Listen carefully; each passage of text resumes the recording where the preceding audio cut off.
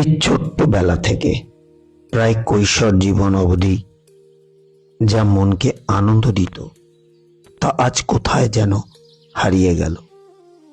কংক্রিটের জঞ্জালে প্রায় অবলুপ্তির পথে।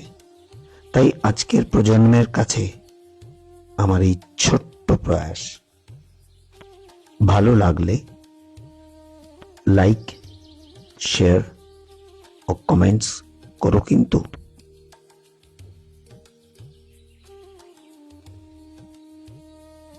রাধে রাধে।